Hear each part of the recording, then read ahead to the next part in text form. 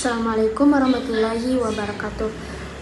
Perkenalkan, nama saya Nistan Hasanah dengan NIM 2401100033. Nah, kali ini saya akan mempresentasikan materi yang berjudul Sejarah Old English. Mari kita simak dengan baik. Oke, selanjutnya gambaran umum Old English, yaitu membahas tentang tahap awal bahasa Inggris yang dimulai pada abad ke-5 hingga abad ke-11, perkisaran abad ke-5 hingga abad ke-11. Kemudian pengaruh budaya yang dibawa oleh Angles, Saxons, Jutes, Latin, dan Norse. Jadi ini ada 5 pengaruh budayanya. Kemudian di penggunaan luas digunakan dalam kehidupan sehari-hari, keagamaan, pendidikan, serta sastra. Kemudian slide selanjutnya, lini masa sejarah dan perkembangan. Pada tahun 449 Masehi, yaitu suku Jermanik bermigrasi ke Britania. Jadi datanglah suku Jermanik bermigrasi ke Britania.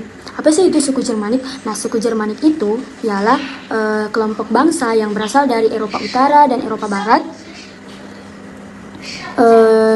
yang membawa pengaruh budaya dan bahasa ke Britania, yaitu tempat awalnya Old English. Nah, yang mana sih itu suku Jermanik? Nah, suku Jermanik itu yang tadi saya sebutkan, yaitu Angles, Saxons, dan Jutes. Nah, itu adalah suku Jermanik. Mereka datang ke Britania. Yang mana itu Britania? Britania itu ialah wilayah di mana Old English itu berkembang. Jadi Britania itu adalah wilayah, teman-teman.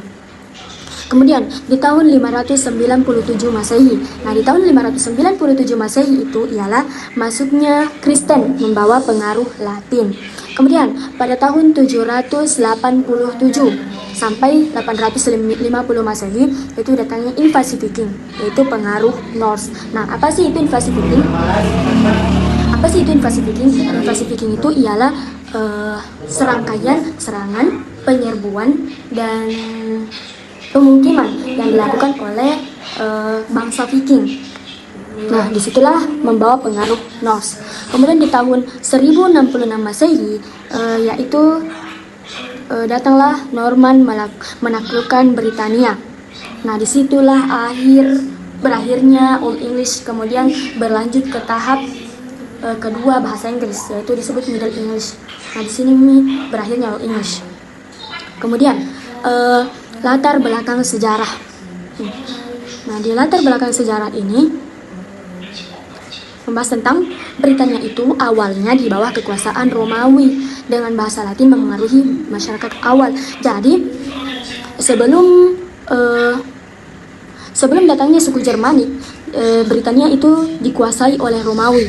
Nah, barulah setelah Romawi pergi, barulah Britania dikuasai oleh suku Jermanik. Kemudian bahasa Latin memengaruhi masyarakat awal. Jadi bahasa Latin itu memang sudah ada sejak kekuasaan Romawi. Kemudian, namun saat Britania dikuasai oleh suku Jermanik, bahasa Latin mulai menurun. Nah, barulah kemudian dia muncul lagi setelah masuknya Kristen pada Old English. Kemudian sekitar 410 Masehi, Romawi meninggalkan Britania, membuka wilayah bagi migrasi suku Jermanik. Nah, kita membahas pada migrasi suku Jermanik, yaitu terjadi sekitar abad ke-5 Masehi. Kemudian membawa bahasa Jermanik ke Britania. Kemudian bahasa berkembang menjadi Old English digunakan oleh masyarakat Anglo-Saxon. Kemudian selanjutnya, pengaruh budaya pada Old English. Nah, yang pertama ialah Kristen dan Latin. Kristen masuk pada tahun 597 Masehi. Alfabet Latin menggunakan rune. Kosakata Latin masuk, bidang agama dan pendidikan. Nah, alfabet Latin digunakan. Nah, kan tadi saya sebutkan bahwa bahasa Latin memang sudah ada sejak masa kekuasaan Romawi. Namun lebih diperkuat lagi setelah Kristen masuk kepada Old English. Nah, alfabet Latin digunakan menggantikan rune. Apa sih itu rune? Rune itu adalah cara penulisan yang digunakan oleh suku Jermanik. Jadi sebelum alfabet Latin digunakan, yang digunakan adalah rune. Nah, masuk Kristen tergantilah menjadi alfabet Latin. Kenapa bisa alfabet Latin lebih digunakan, atau maksudnya kenapa bisa rune digantikan dengan alfabet Latin? Nah, dikatakan bahwa alfabet Latin lebih baik digunakan untuk penulisan panjang katanya, karena rune itu hanya untuk digunakan pada kayu atau batu. Jadi supaya Old English menjadi lebih baik, disepakatilah untuk digunakan alfabet Latin. Nah, kemudian kosakata Latin itu membahas tentang yaitu bidang agama dan pendidikan. Jadi Kristen itu mengajarkan tentang kosakata, keagamaan dan pendidikan. Kemudian yang kedua, invasi Viking dan Norse. Nah, di abad ke-8 hingga abad ke-9, Viking menetap di Inggris. Kosakata Norse masuk, tata bahasa mulai disederhanakan. Jadi, menetapnya Viking di Inggris, penutur Old Norse berinteraksi langsung dengan penutur Old English. Nah, karena bahasa Old English dengan Old Norse itu satu rumpun dengan suku Jermanik, jadi mereka berdua masih bisa saling memahami, namun hanya sebahagian. Jadi untuk mempermudah komunikasi, akhirnya kedua penutur menyepakati untuk menyederhanakan tata bahasa dari Old English. Selanjutnya yaitu ciri linguistik Old English, yang dimana membahas tentang sistem bunyi, fonologi, tata bahasa, morfologi, kemudian sistem kalimat, dan kosakata. Nah, kita mulai di sistem bunyi, yaitu fonologi, yang dimana Old English berbeda cukup jauh dari bahasa Inggris modern. Maksudnya sistem bunyi dari Old English sangat-sangat jauh dari bahasa Inggris modern. Banyak bunyi diucapkan lebih jelas dan penuh. Nah, kemudian semua huruf umumnya diucapkan, tidak banyak huruf mati. Misal kita ambil perumpamaan pada modern English, yang dimana modern English memakai silent letter. Contohnya kalau bahasa Inggrisnya jalan adalah walk, karena silent letter jadi dia dibaca walk. Beda di Old English, di mana hurufnya diucapkan. Andai kata bahasa Inggrisnya di Old English bahasa Inggrisnya jalan tetap adalah walk, maka cara bacanya di Old English tetap walk atau bisa jadi walk. Itu perbedaannya dari Old English dan Modern English. Di Modern English kita bisa memakai silent letter, yang dimana dari tulisannya walk dibaca walk. Nah, itu maksud dari sistem bunyi di Old English. Kemudian tata bahasa, yaitu morfologi.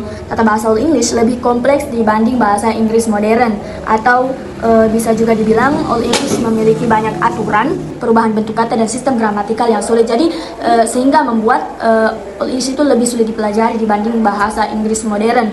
Di sistem susunan kalimat. Nah, susunan kalimat Old English itu lebih fleksibel. Makna kalimat lebih ditentukan oleh akhiran kata, bukan posisi kata. Jadi kita bisa menggunakan pola subjek predikat objek, bisa juga subjek objek predikat. Jadi di susunan kalimat Old English itu lebih fleksibel. Kemudian selanjutnya kosakata. Kosakata Old English didominasi oleh bahasa Jermanik. Suku yang pertama kali sejarah Old English berkembang. Selanjutnya kosakata dan contoh kalimat. Kosakata Old English sebahagian besar berasal dari bahasa Jermanik. Contoh, father, mother. Nah, ini maksudnya seperti tadi di slide sebelumnya yang membahas kosakata, sebahagian besar kosakata Old English berasal dari bahasa Jermanik. Kemudian banyak kata bertahan hingga kini modern English. Contoh kayak tadi, father, mother, water, itu adalah kata dasar yang juga digunakan di Old English, juga bertahan hingga masa kini dan tetap digunakan hingga kini. Kemudian contoh kalimatnya, ich lufipe. Jadi di Old English modern itu dulu gambarannya begini, ich lufipe, yang dimana modern Englishnya itu I love you. Kemudian di Old Englishnya the king is good, she shiny is good. Ya. Seperti itu, mereka berbeda bentuk tetapi makna serupa. Kemudian slide selanjutnya, sistem tulisan dan pengaruh. Jadi ini ada ilustrasi huruf rune atau features digunakan pada awal Old English. Nah, ini ada ilustrasinya. Kemudian alfabet Latin yang digunakan setelah huruf rune. Kemudian setelahnya ejaan belum baku, tidak seragam. Kemudian slide selanjutnya, akhir Old English dan warisan. Akhir Old English. Old English berakhir di tahun 1066 akibat penaklukan Norman. Jadi saat Britania ditaklukkan oleh Norman, maka disitulah berakhir Old English. Kemudian bahasa Perancis digunakan di pemerintahan. Jadi datangnya penaklukan Norman, mulailah berganti Old English. Mulailah diganti dengan bahasa Perancis yang digunakan oleh bangsawan di sana. Ya, kemudian mulailah pindah tahap ke bahasa Inggris kedua, yaitu Middle English. Muncul periode Middle English. Kemudian pengaruh pada Modern English. Jadi pengaruh Old English pada Modern English. Banyak kosakata dasar dari Old English seperti Water, Strong, Night, King. Jadi ini Water, Strong, Night, King dikatakan bahwa ini adalah bahasa Old English yang dimana masih digunakan hingga kini Modern English. Kemudian tata bahasa menjadi lebih sederhana. Jadi dari tahap-tahap yang lalu Old English itu akhirnya membawa pengaruh pada Modern English, yaitu membuat tata bahasa Inggris menjadi lebih sederhana. Kemudian diperkaya pengaruh Latin dan Prancis. Baik, selanjutnya kesimpulan, yaitu dasar Modern English. Dasar bahasa Inggris modern. Jadi Old English itu adalah fondasi utama. Jadi tidak akan ada Modern English jikalau tidak ada Old English, karena Old English adalah fondasi utama bahasa Inggris. Kemudian pengaruh multikultural, yaitu pengaruhnya ialah dipengaruhi oleh Germanic, Latin, Latin dan Norse. Jadi yang mempengaruhi Old English itu ada beberapa pengaruh, yaitu Germanic, Latin dan Norse. Kemudian warisan sastra diwariskan melalui karya seperti Beowulf. Baik, sekian dari saya. Wassalamualaikum warahmatullahi wabarakatuh.